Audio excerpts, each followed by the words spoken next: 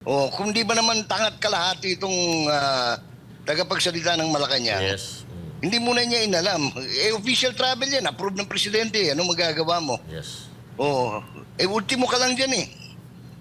Ha? Sir Jay, ano muna tayo, chill. Ang init-init eh. Kaya Oo. nga, eh, Mag-celebrate nakita ko muna tayo ngayon, no? Oo, kasi birthday na birthday eh. Birthday na. Alam mo, kung hindi ka marunong ng mga siwa ng tao mo, talagang kailangan nandiyan ka. Pero pag marunong ka, pero higit sa lahat, Jade, Ina, anak siya eh.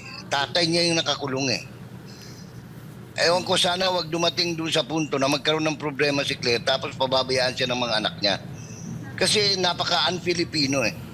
Yung mga ganong attitude, yung ganong mga pagbubunghalit ka na sa salita na para bang iwanan mo yung ina, iwanan mo yan kasi may trabaho ka rito.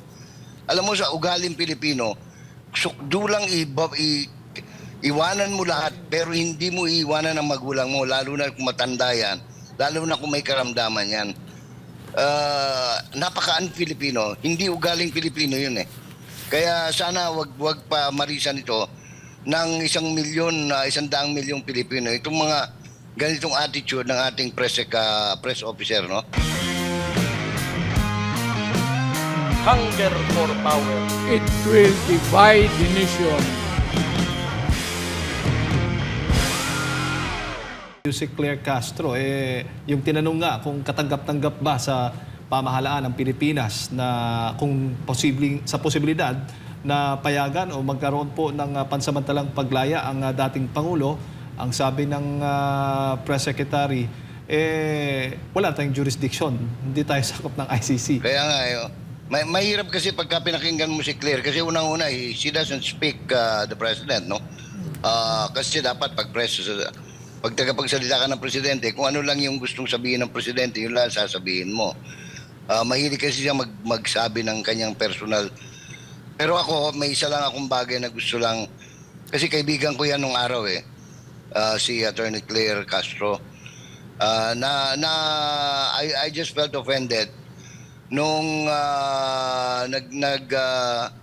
nagsalita siya tungkol kay Inday kung bakit nando doon sa Netherlands, no? Vice President siya, dapat dito siya nagtatrabaho kasi ganito. Alam mo, kung hindi ka marunong ng mga siwa ng tao mo, talagang kailangan nandiyan ka. Pero pag marunong ka, pero higit sa lahat, Jade, Ina, anak siya eh. Tatay niya yung nakakulong eh. Ewan ko, sana wag dumating dun sa punto na magkaroon ng problema si Claire tapos pababayaan siya ng mga anak niya. Kasi napaka-un-Filipino eh. Yung mga ganong attitude, yung ganong mga pagbubunghalit ka na sa salita na para bang iwanan mo yung ina, iwanan mo yan kasi may trabaho ka rito. Alam mo, sa ugaling Pilipino, sukdulang iwanan mo lahat pero hindi mo iwanan ang magulang mo, lalo na kung matanda yan, lalo na kung may karamdaman yan. Napaka-un-Filipino, hindi ugaling Pilipino yun eh. Kaya sana wag pa marisan ito ng 1 milyon, 100 milyong Pilipino. Itong mga ganitong attitude ng ating press officer, no? Kasi pangit po.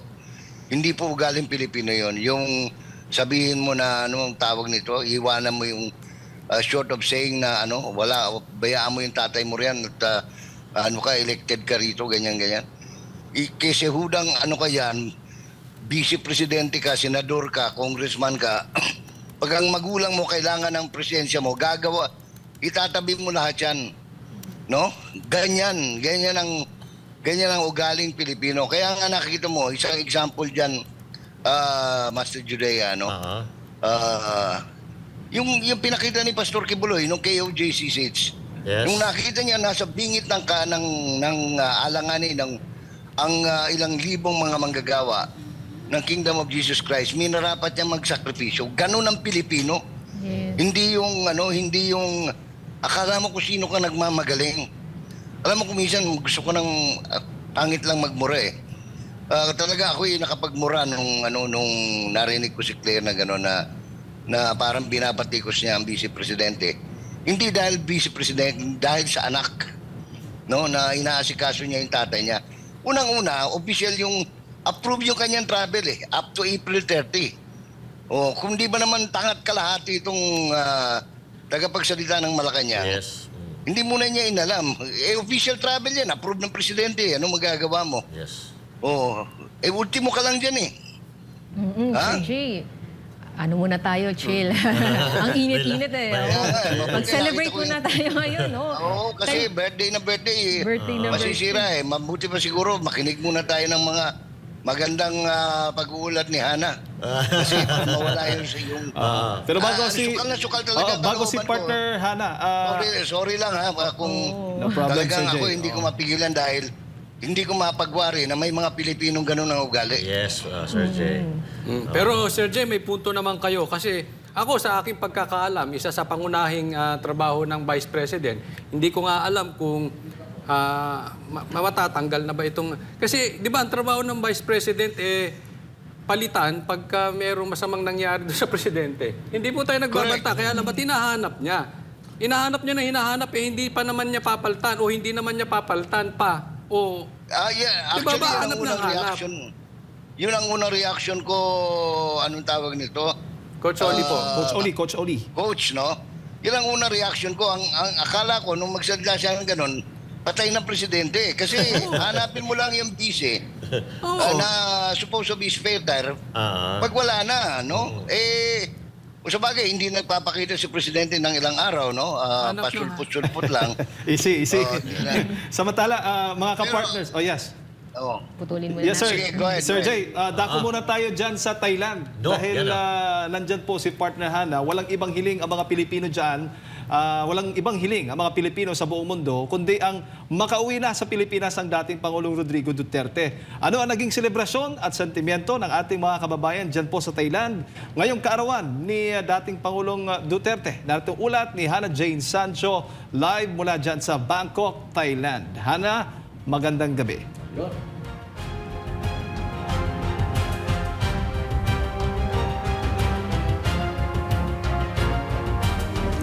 Nakamit si partner Hana. Oo, ayusin lang natin yung audio no ni partner Hana Jane diyan po sa Thailand. Nako, napasabay pa yung araw na ito, may lindol diyan na Sir Jay, mga ka-partner Magnitude, Pero partner, i-correct ko muna yung sinabi ko, baka ma-misinterpret Sige, go tayo. ahead. Hindi natin sinasabing matatanggal si Marcos, ha? Ang sinasabi natin, parang ganun ang ano ni Claire, kasi bakit mo pinauuwi? Wala na sa kanya yung DepEd. Binawasan naman ang budget niya. So, parang hindi na siya makakagalaw dito masyado sa kanyang tungkulin. Bukod doon sa spare tire. Para baka mamaya sasabihin na naman itong mga to. Exciting. Excited tayo. Excited. Pero ako excited. Excited ako sa nangyayari ngayon. Master Jude. But anyway, sa akin naman, Sir Jay, dugtong ko lang yung sinabi mo na sana hindi pamarisan ng mga Pilipino yung ginagawa ng ibang mga walang utang na loob na Pilipino, no? Pero ito, Sir Jay, na nakikita natin na ginagawa ng mga kababayan natin na Pilipino dito sa Pilipinas at maging sa ibang panig ng mundo, sa tingin ko, namamayani pa rin yung ugaling Pilipino, yung pagtanaw ng utang na loob. Dahil sa nagawa ni Pangulong Duterte sa ating mga Pilipino, hindi lang sa mga OFW, kundi sa mga kamag-anak nila dito sa Pilipinas, ang naririnig naman natin sa mga OFW, itong ginagawa nila ay kulang pa para sa mga nagawang kabutihan at mga programa ni Pangulong Duterte para sa Pilipinas or pati rin sa mga OFW, Sir Jay.